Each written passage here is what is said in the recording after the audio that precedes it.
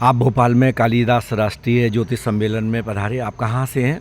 मैं उत्तराखंड अल्मोड़ा से। जी हाँ, शुभ नाम क्या लिखते हैं? डॉक्टर ललित मंजोशी। जी हाँ, ज्योतिष विधाओं में आप किन किन विधाओं में देखते हैं, किस तरह से? भाई ज्योतिष में तो पूरा वैदिक, अगर हम ज्योतिष की बात करें उसमें तो सारा ही कुछ है जो सब्जेक्ट आप पकड़ना चाहें। पर्टिकुलरली क्योंकि मैं टीचिंग प्रोफेशन से रहा हूँ, आपको ये देखना भी ज़रूरी है कि बच्चा कौन से सब्जेक्ट का एक्सपर्ट होगा या किस उसकी नौकरी लगेगी, तो किस उसकी जॉब प्रोफेशन क्या होगा, ये भी इम्पोर्टेंट है। क्योंकि पर्टिकुलरली क्या है कि जो भी पेरेंट्स हैं वो दो ही ऑप्शन चुनते हैं, या तो डॉक्टर बने या इंजीनियर। तो लेकिन कुंडली के हिसाब से हम सब्जेक्ट जब स्टडी करते हैं तो उसमें बहुत से ऑप्शन हैं। तो उन ऑप्शन में क्या है, जैसे आपको जुपिटर बहुत अच्छा है तो आदमी डॉक्टरी लाइन साइंस के लिए बहुत अच्छा है। अगर उसका वीनस अच्छा है तो मैथमेटिक्स ले। मरकरी अच्छा है तो आप उसकी सीए वगैरह के लिए अच्छी उसके लिए ऑप्शन हो जाते हैं। तो ऑप्शन बहुत हैं, लेकिन हम स्टडी करके ही बता सकते हैं कि बच्चा किस सब्जेक्ट का एक्सपर्ट है। हमारे पास जो कुंडली आती हैं तो अपने बच्चे को बता दें। मैं आपको रिसेंटली केस सुनाता हूँ कि एक लड़की ने एनडी का एग्ज़ाम दिया था, तो उसने थ्री टाइम्स दिया था, नहीं निकली। तो मैंने कहा भाई बैंक की तैयारी करो, तुम्हारी कुंडली में बैंक का योग है। तो उसमें उसकी जो लग्न कुंडली में सूर्य बुध और बृहस्पति जो है वो अच्छी स्थिति में थे, और जबकि एनडीए के लिए उसमें शनि नीच का था, वो मारक हो जाता। तो उसने तैयारी करी, और उसके बाद उसकी मम्मी का भी हाल ही फ़ोन आया कि मैं तो नैनीताल बैंक में पी हो। अब लेकिन खाली देने से नहीं है, हम उसकी लुक आफ्टर कैसे करें कि जैसे बच्चे ने फॉर्म भरना है, वो किस मुहूर्त, अब हम इसको सहारा लेते हैं मुहूर्त का, किस मुहूर्त में फॉर्म भरे।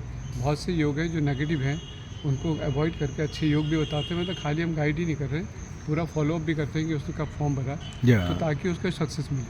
मतलब सक्सेस कब मिलेगी, जब हम सारी चीज़ों को लेकर चले। लेकिन तारीख वगैरह जैसे फार्म आवेदन की अंतिम हो किस तरह, उसी अनुसार मुहूर्त निकालना होता है। पंचांग देखते हैं, पंचांग में ही बहुत अच्छे होते हैं। जैसे सुमुहूर्त है, सिद्धि योग है, लाभ योग है, तो हम उस मुहूर्त का प्रयोग करके और उसकी टाइमिंग भी कैलकुलेट करते हैं, किस टाइम उसने भरना है। खाली बता देना ही नहीं है, उसको टाइमिंग भी ज़रूरी है कि आप जब फॉर्म भरते हैं। तो ये भी ज़रूरी है कि हम ज्योतिष में अभी क्या जो विधा हो रही है, हम केवल कुंडली में फलित देख रहे हैं, लेकिन मुहूर्त को जैसे बहुत अच्छा मुहूर्त में हो सकता है, काम नहीं हो सकता। काम कर ही नहीं रहे लोग, बहुत है जैसे आप बहुत कम लोग काम कर रहे हैं। मुहूर्त में काम बहुत ज़रूरी है, अगर हम उसको सहारा लें तो सक्सेस का रेट ज़रूर बढ़ेगा। जी हाँ, तो मुहूर्त में कौन कौन से ग्रहों का पॉजिटिवली लाभ लेता रहा है? पूर्व मुहूर्त में जैसे पंचांग अगर देखें ना, पंचांग में बस 27 योग दिए हैं, उसको हम पूरा निकाल लेते हैं। उसमें 10 योग अच्छे नहीं है, तो उनको अवॉइड करके जो अच्छे मुहूर्त उनके हम टाइमिंग निकाल दिए।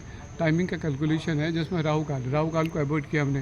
तो कई चीज़ें उनको बना करके उनका एक परफेक्ट टाइम निकाला, जो हम पॉजिटिव टाइम कहेंगे, जिसमें उन्होंने काम करना चाहिए। तो उसमें लड़का लड़की जो भी परीक्षा में बैठने वाला है वो पास हो जाएगा। अब ये गारंटी पास, लेकिन उसके लिए तैयारी भी तो करनी होगी ना। तो ये है कि अपनी कर्मों से होगा ना, वो पढ़ेगा नहीं। ख्याल मुहूर्त तो ये है कि पॉजिटिव आपको दिशा देते हैं। हमने दिशा दे दी, बाकी तो हमने अब करना उसने कितना पॉजिटिव रहेगा। कई चीज़ें उसके बाद हम वास्तु को लेते हैं, बच्चा कहाँ बैठ रहा है, उसका डायरेक्शन क्या है। जैसे साउथ डायरेक्शन होगा तो 50% रिसीविंग पावर होती है, नॉर्थ ईस्ट को। तो इसमें माँ बाप के कुछ दो ग्रह दोष वगैरह रहते हैं, जैसे पितृदोष लगा हुआ है या कुछ होता है, तो इस तरह से पितृदोष का सब्जेक्ट ही अलग है। अगर पितृदोष में राहु जिसके साथ बैठा तो पितृदोष उसका उपाय अलग है। ये जो सक्सेस नहीं हो पाता उसको फिर पूरी फैमिली की। अभी वर्तमान में देखा जा रहा है लड़के लड़कियों की उम्र बहुत हो रही है, शादी हो नहीं रही है, क्या कारण है? ग्रहों के हिसाब से, ज्योतिष के हिसाब से? ज्योतिष के हिसाब से है कि जो टाइम शादी का निकलता है उसको अवॉइड कर देते हैं।